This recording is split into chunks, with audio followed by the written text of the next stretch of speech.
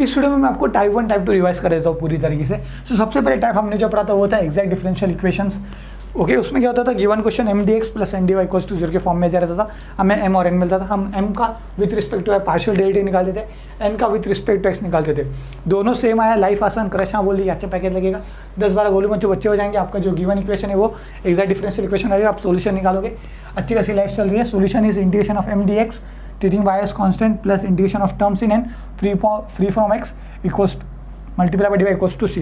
ठीक है, सोल्यूशन आ गया, 4 मार्क्स मिल गया। लेकिन अगर दोनों सेम नहीं है तो आप क्या करोगे, आप रूल नंबर 1 पे चेक करोगे।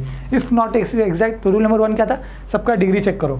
ठीक है, डिग्री सेम आया तो इंटीग्रेशन फैक्टर निकलेगा। इंटीग्रेशन फैक्टर निकलने का फॉर्मूला क्या था, 1/mx प्लस एम वाई। उस इंटीग्रेशन फैक्टर को क्वेश्चन में मल्टीप्लाई करो, आपको न्यू एम और एन मिलेगा, और उसके बाद सोल्यूशन, ये वाला पार्ट।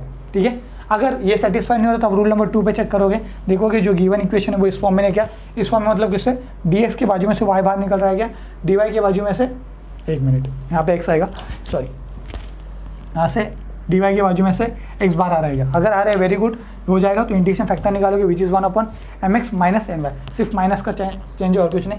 फिर अगेन इसको क्वेश्चन में मल्टीप्लाई करेंगे, आपको न्यू एम और एन मिलेगा, और फिर ये सोल्यूशन।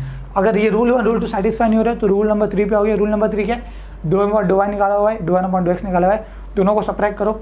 सब्ट्रैक्ट करने के बाद देखो कि एन से डिवाइड करना है कि एम से डिवाइड करना है। अगर आप एन से कर रहे हो तो आप क्या, जो नीचे आपको एक्स के टर्म्स मिलने चाहिए कॉन्स्टेंट ऑफ 1x, उसको आपको इंटीग्रेशन फैक्टर में मल्टी, वो हो गया। फिर इंटीग्रेशन फैक्टर निकालो which is E raise to F of X D X. लेकिन अगर आप एम से कर रहे हो तो आपको वाई आना चाहिए, याद कैसे रखने बोला है, माई एम वाई, एम का साथ ही वाई, एन का साथ ही एक्स। और अगर आप एम से डिवाइड कर रहे हो तो याद रखना इंटीग्रेशन फैक्टर के बाद E raise to minus F of Y D Y निकालना है। ठीक है, सो या, और ये फॉर्मूला याद रखना, E raise to log of anything is anything. ठीक है, आई होप्स आप लोगों को रूल 1 टाइप 1 टाइप 2 अच्छे से समझाए।